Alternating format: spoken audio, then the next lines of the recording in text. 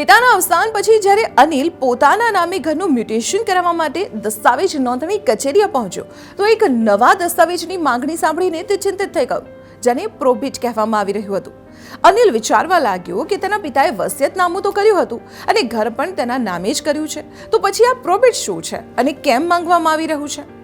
શક્ય છે કે તમે પણ પ્રોબેટ વિશે પહેલીવાર સાંભળ્યું હશે, એટલે જ આજે અમે તેના વિશે વાત કરીશું અને જાણીશું કે પ્રોબેટ હોય છે શું અને તે કેટલું જરૂરી છે. હકીકતમાં પ્રોબેટ કોર્ટમાં વિલની માન્યતાની પુષ્ટિ કરવાની કાનૂની પ્રક્રિયા છે. જો પ્રોપર્ટી અંગે કોઈ વિવાદ હોય અથવા વધુ દાવેદારો હોય તો પ્રોબેટની જરૂર પડે છે. પ્રોબેટનો હેતુ એ સુનિશ્ચિત કરવાનો છે કે વસિયતકર્તાની પ્રોપર્ટી તેની ઈચ્છા અનુસાર એવા લોકોને મળે જેવું કે વસિયતનામામાં જણાવવામાં આવ્યું છે. જો વસિયત એક કરતાં વધુ વ્યક્તિના નામે હોય તો પ્રોપર્ટીની વહેંચણી વિલ મુજબ જ થવી જોઈએ. સરળ શબ્દોમાં કહીએ તો પ્રોબેટ એ એક સર્ટિફિકેટ હોય છે જે કોર્ટ દ્વારા વસિયતના સંબંધમાં ઇસ્યુ કરવામાં આવે છે. એક રીતે પ્રોબેટ એક એવો ઓર્ડર હોય છે જેમાં કોર્ટ વસિયતને લાગુ કરવાનો આદેશ આપે છે. હવે પ્રશ્ન એ છે કે છેવટે પ્રોબેટ કરાવવાની જરૂર કેમ પડે છે? એસ્ટેટ પ્લાનર જીતેન્દ્ર સોલંકી કહે છે કે સાદા કાગળ પર પણ વિલ લખી શકાય છે અને આવા કિસ્સાઓમાં ઘણીવાર નકલી વિલના કિસ્સાઓ પણ પ્રકાશમાં આવે છે. કેટલાક લોકો તો તેમના જીવનકાળમાં એક કરતાં વધુ વિલ લખે છે. પ્રોબેટની પ્રક્રિયા દ્વારા કોર્ટ વિલની સત્યતાની પુષ્ટિ કરે છે.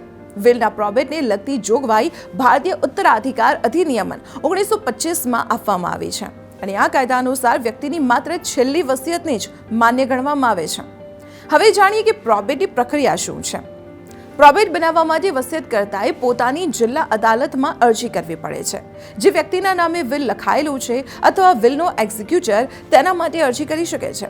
પ્રોબેટની પ્રક્રિયાના ભાગરૂપે 2 ન્યૂઝપેપરમાં જાહેરાત પણ પ્રકાશિત કરવામાં આવે છે જેથી એ જાણી શકાય કે આ મિલકત પર અન્ય કોઈ વ્યક્તિનો અધિકાર તો નથી ને. જો વિલ અંગે કોઈ વાંધો ન હોય તો કોર્ટ વિલનું પ્રોબેટ ઇસ્યુ કરે છે. પ્રોબેટ માટે કોર્ટ ફી ચૂકવવી પડે છે, જેની ચૂકવણી પ્રોબેટ ઇસ્યુ કરવાના આદેશ પછી કરવાની હોય છે. પ્રોબેટ ફી જુદા જુદા રાજ્યમાં જુદી જુદી હોય છે. કેટલાક રાજ્યોમાં તે મિલકતની કિંમતના આધારે નક્કી થાય છે. એક પ્રશ્ન એ પણ છે કે શું વિલનું પ્રોબેટ કરવું ફરજિયાત છે? વાસ્તવમાં જ્યારે પ્રોપર્ટી સંપૂર્ણ રીતે વિલ કરનાર વ્યક્તિની હોય છે ત્યારે પ્રોબેટથી વિલની પુષ્ટિ થઈ જાય છે અને કાનૂની વારસદાર સરળતાથી પ્રોપર્ટીને તેના નામે ટ્રાન્સફર કરી શકે છે. જ્યારે વસિયતનામું કરનાર પાસે અલગ અલગ રાજ્યોમાં સ્થાવર મિલકત હોય છે ત્યારે તેને ટ્રાન્સફર કરાવવા માટે પ્રોબેટ કરાવવું પડે છે. ભારતીય ઉત્તરાધિકાર અધિનિયમન 1925 મુજબ જો વસિયત કરવામાં આવેલી પ્રોપર્ટી કોલકાતા, ચેન્નઈ અને મુંબઈની ભૌગોલિક સીમામાં આવે છે તો વસિયતનું પ્રોબેટ કરવું ફરજિયાત છે. જો વિલનું કોઈ એક્ઝિક્યુટર નથી તો કોર્ટ એક એડમિનિસ્ટ્રેટરની નિમણૂક કરી દે છે જે વિલ મુજબ મિલકતની વહેંચણી કરે છે. આવી સ્થિતિમાં અનિલે પહેલા ડિસ્ટ્રિક્ટ કોર્ટમાં જઈને વિલનું પ્રોબેટ કરાવવું પડશે. આ સર્ટિફિકેટના આધારે તેના પિતાની મિલકત તેના નામે ટ્રાન્સફર થઈ જશે.